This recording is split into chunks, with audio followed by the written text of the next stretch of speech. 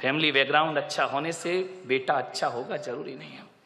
लेकिन मैं पुलक सागर आपको कहता हूं कि आपको यदि अपनी बेटी की शादी करना है, उसके हाथ पीले करना है, उसका रिश्ता लेकर के जाना है, तो ना घर देखना, ना परिवार देखना, ना आप ये देखना कितना कमाता है, आप तो ये देखना कि जिस लड़के से अपनी लड़की की शादी कर रही हूं उसके दोस्त कैसे हैं, उसके यार कैसे हैं, उसके मित्र कैसे हैं। अरे पिता जैसा है बेटा वैसे ही होगा कोई जरूरी नहीं है, माता जैसी है बेटा वैसे ही होगा कोई जरूरी नहीं है, ध्यान रखना।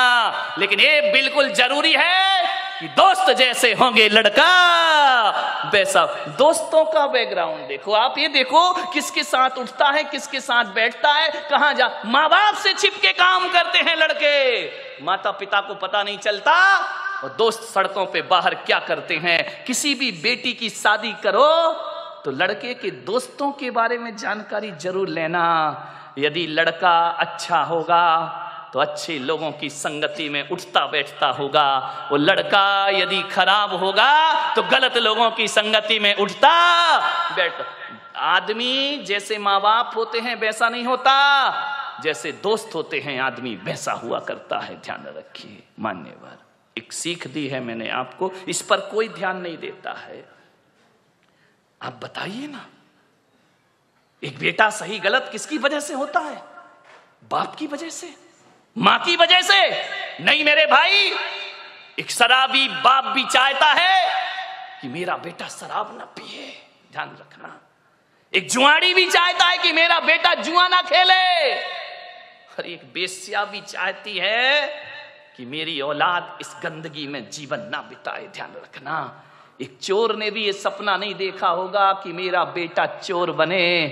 कोई माँ बाप औलाद को चोर नहीं बनाते हैं, कोई माता पिता औलाद को झूठ बोलना नहीं सिखाते हैं, कोई माता पिता शराब पीना नहीं सिखाते हैं, कोई माता पिता सिगरेट पीना नहीं सिखाते हैं।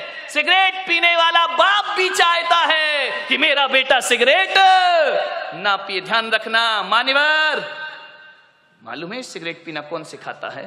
दोस्त सिखाते हैं। सबसे पहले शराब पीना रिश्तेदार या माँ बाप ने नहीं सिखाया, शराबी बाप भी नहीं सिखाता है कि बेटा तू पी ले, ध्यान रखना। लेकिन सबसे पहले शराब पीना कोई सिखाता है तो दोस्त सिखाया करते हैं।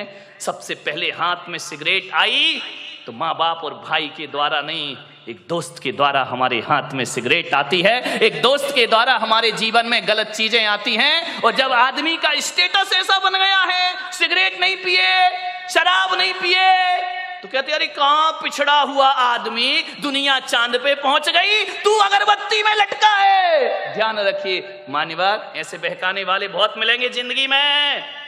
मान्यवर मैं तो कहता हूं यदि बिगाड़ने वाले दोस्तों से तो बिना दोस्त की जिंदगी गुजार लो, वो अच्छी हुआ करती है। लेकिन ऐसे दोस्तों की संगति ना करो जो हमारी जिंदगी को बर्बाद करके रख दिया करते हो। मान्य आप सोचिए, जीवन में संगति का बहुत असर पड़ता है।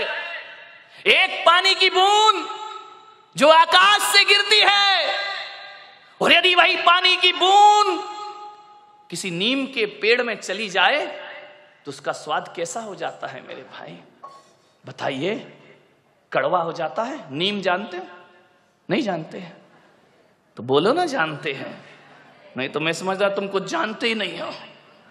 एक नीम के पेड़ में चला जाए तो स्वाद उसका कड़वा हो जाता है। वही पानी की बूंद गन्ने के खेत में चली जाए तो मीठी हो जाया करती है। वही पानी की बूंद यदि केले के पेड़ में चली जाए तो कपूर बन जाया करती है। वही पानी की बूंद यदि सांप के मुख में चली जाए तो हलाहल जहर बन जाया करती है। और वही पानी की बूंद नाली में चली जाए तो गंदी नाली हो जाती है। वही पानी की बूंद यदि समुंदर में गिर जाए तो खारी हो जाती है। और वही पानी की बूंद यदि सीपी के मुंह में चली जाए तो मोती बन करके निखर जाया करती है। बूंद एक ही है।